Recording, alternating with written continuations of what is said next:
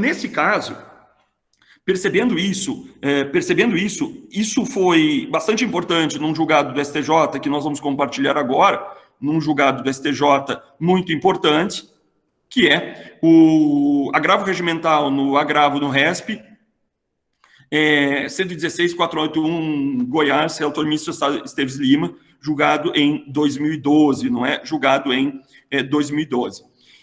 Esse é o julgado bastante interessante. E a partir disso, nós inauguramos um novo ponto na nossa vida, que é a classificação dos agentes públicos.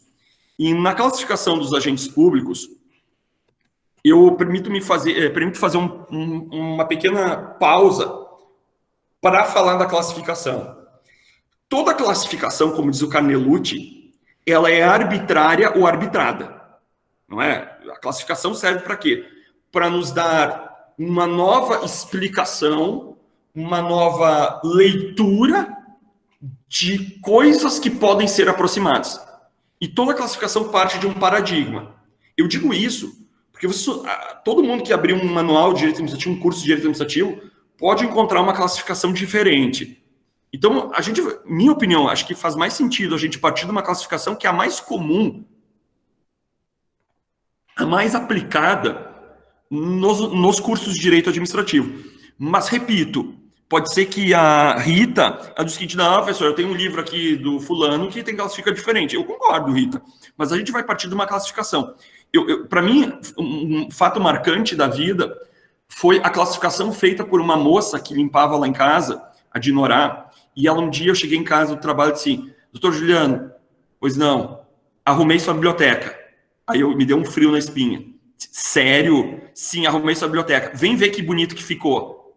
Cara, eu entrei, ela arrumou os livros por cor. Então tinha os vermelhos, os amarelos, os brancos, os rosa, os verdes. Aí tinha o penal no meio do civil, no meio de filosofia. Era a classificação da Dinorá, entende? A classificação dela o paradigma dela era cor. Ela podia ter arrumado por tamanho. E ela disse, o senhor não gostou? Olha que lindo que ficou. Eu disse, achei lindo. E eu assim, meio pasmo, porque eu nunca encontrei mais as coisas lá. Nunca encontrei, né, mais as coisas. Entendeu? E ela disse, tu não gostou, né? Eu disse, não, tu não arrumo mais. Ela ficou brava comigo ainda. Ela era bem pretensiosa, a Dinorá. Às vezes ela dizia assim, tu não deve fazer assim. Eu disse, tá, tudo bem. Ela mandava mais em casa do que eu, entendeu? A Dinorá. Então, perceba comigo que eu tenho uma classificação aqui a partir de um paradigma. Então, vamos lá, vamos estabelecer essa classificação. Eu vou expor aqui uma classificação e a partir dela a gente trata sobre o tema da classificação, tá? Então eu poderia, num primeiro momento, diferenciar os agentes públicos do agente político, o particular ou em colaboração, ou os agentes administrativos. Essa classificação ela é chave porque o gênero agente público poderia ser dividido nessas três espécies. E cabe aqui a gente, já que é um curso de especialização, né, fazer uma análise crítica do que seria agente público e quais as implicações disso, os particulares e colaborações, as implicações disso, ou do agente administrativo ou servidor público, tá? Aí antecipando a classificação, eu tenho que deixar um zoom menor, que eu não sei como fazer isso, eu acho que eu boto... olha só, eu estou ficando esperto nisso. Também, os particulares de colaboração poderiam ser divididos, e aí a classificação é ampliada, em requisitados, voluntários ou delegados de função, o agente político, cargo público, emprego público ou temporário. E a primeira ponto a gente tratar aqui é a questão dos militares. A professora Maria Silva Zanella de Pietro e a professora Odete Medawar, duas ex-professoras da USP, elas colocam militar, eu também concordo com elas, concordo, no livro eu também classifico dessa forma. O militar não como um detentor de cargo público, mas como mais uma espécie da primeira classificação de agentes públicos. E, na minha opinião, é correto. Então, muitos doutrinadores colocam, acho que o Celso Antônio fazia isso, colocam o agente administrativo, o militar, como um detentor de cargo público, ele não vai ter 4 classificações, e outros colocam, como a Maria Silvia, a Odete, humildemente, né, modestamente, eu coloco, olha assim, como mais uma espécie de agente público. E por que isso? Vamos entender por quê. Em primeiro lugar, a gente poderia ter a seguinte classificação, a seguinte perspectiva, uma interpretação literal, que poderia ser assim, professor, interpretação literal é a mais pobre, né? Mas a mais segura. Lembra? No claro, cessa a interpretação. E por que eu falo dessa interpretação literal? Com a emenda constitucional 18,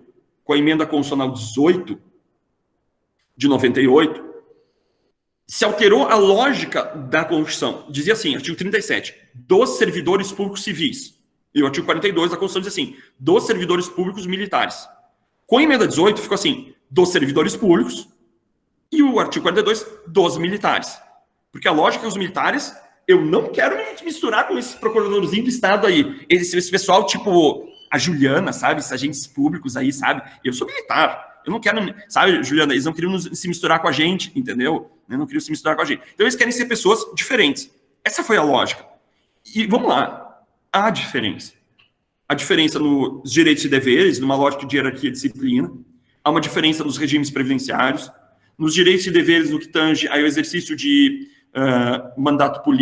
de ato político, né? Imagina que eu vou perceber que o militar vai fazer palanque com o presidente. Isso não existe, isso não vai acontecer. Seria um exemplo na minha cabeça, não podia perder piada. Então, nesse caso, nós temos direitos e deveres diferentes, não é? Quem pegou, pegou aqui, né? Direitos e deveres diferentes. Por exemplo, o exercício de direitos políticos, o exercício de greve, não pode exercer greve. Bom, até que eu saiba, né? Não pode exercer greve os militares, e assim por diante. Ele pode ser preso, cerceado a sua liberdade. Por exemplo, a Juliana, ela não pode ter cerceado a sua liberdade por ela não cumprir com as normas do seu chefe. Os militares podem. Então, eu concordo que essa classificação, os militares teriam uma lógica mais específica ali. Onde é que a política e direito se encontram? Em dois momentos na vida. Em dois momentos, política e direito se encontram. 3, na Constituição, e por consequência na Suprema Corte, assim em todo lugar do mundo, em todo lugar do mundo, o direito e política se encontram na Constituição, e na advocacia pública. Elas se encontram no direito e política. Então, vamos lá, é uma nomeação política. Mas tem que ter reputação ilibada. Pô, teve um ministro de Estado que, notório saber jurídico, que foi a vida inteira corretor de imóveis em Brasília. E foi ministro do STF. Nada contra os corretores de imóveis, nada contra. Pode ser que ele seria uma sumidade de direito. Tem um ex-governador do Estado, que é o Germano Rigoto, ele é odontólogo. E ele é o cara que mais sabe sobre reforma tributária. O cara sabe tudo de tributário. Ele foi governador, depois senador, pelo Rio Grande do Sul, enfim. Ele é um dos caras que mais sabe sobre reforma tributária. E ele é formado em odonto, não há problema nenhum sobre isso. Mas a grande questão é, Max, será que seria um agente político? E aí tu poderia perguntar o seguinte, mas Juliano, por que eu tenho que fazer essa diferenciação? Porque não faz sentido eu ficar fazendo essas classificações se eu não tenho diferenças. Você percebe comigo, Max? A lógica de um agente político é quem exerce parcela de poder político. Agente político tem competências, ou seja, uma capacidade de agir política. Então eu tenho duas classificações aqui a abordar com os senhores. A classificação hoje posta pelo STF. E por que eu falo hoje? Porque no Brasil não é nada como um dia depois do outro. É nada como um ministro depois do outro. Né? Muda os ministros e a vida dos brasileiros mudam. Né? Então, né, nesse caso, os anos passam e a vida muda pelos ministros que mudam, não é pelos dias que passam. Então, hoje a classificação do STF incorpora o teu conceito, Max. Tu está alinhado ao STF. Tu não é o Marco Aurélio que abriu a divergência. Tu está alinhado ao conceito do STF, que diz o seguinte: agente político é detentor de mandato, governador, deputado, senador, todos o ouro da vida. Ou seja, que se submete a um pleito eleitoral e pelo exercício da democracia, ele é escolhido para exercer poder político. Em tese seria transitório. Mas, sim, todos eles são transitórios para o STF. Eu não vejo ninguém permanente nesse caso. Ninguém.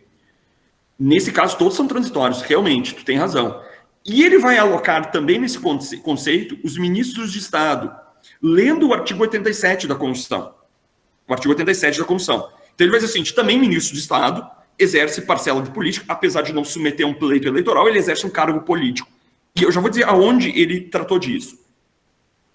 E aí, por consequência lógica, o secretário de Estado e o secretário de município também exerce cargo político, tá? Nisso, seus direitos e deveres estão lastreados na Constituição. A regra é que os agentes políticos têm os seus direitos e deveres lastreados na Constituição. Nisso, concordamos, então, que nós temos os agentes políticos. Não é a posição, segunda posição, não é a posição do Eli Lopes Meireles. E a gente já vai ver o porquê isso aqui é importante. Isso aqui não é um caso de só menos. Não é. Não é um caso de somente. Por que isso?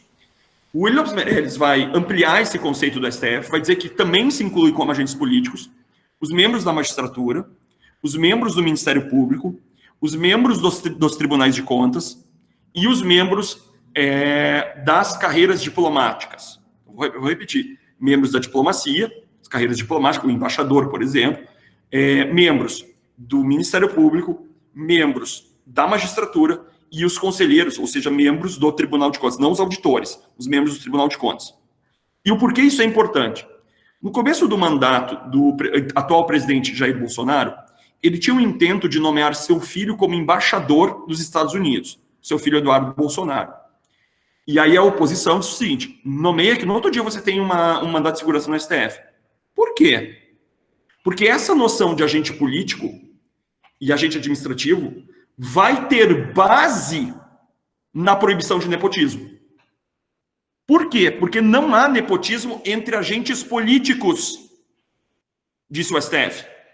O nepotismo existe, já vou explicar mais, não te preocupa, não te angustia. Não me olha com cara de paisagem ou cara de múmia no sarcófago, assim, não, calma, já explico. Então, a importância de saber essa diferença não há nepotismo, pode contratar parente até terceiro grau, linha reta, colateral fim, de ministro de Estado. Poderia o presidente nomear seu irmão, seu filho, sua esposa como ministro de Estado, ministro de Estado?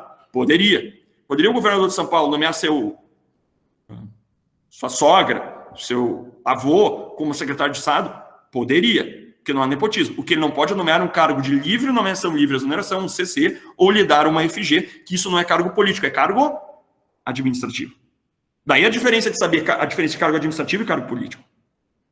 Então, a lógica era o seguinte, embaixador é cargo político ou não? Porque se você entender que é cargo político, não haveria nepotismo naquela época.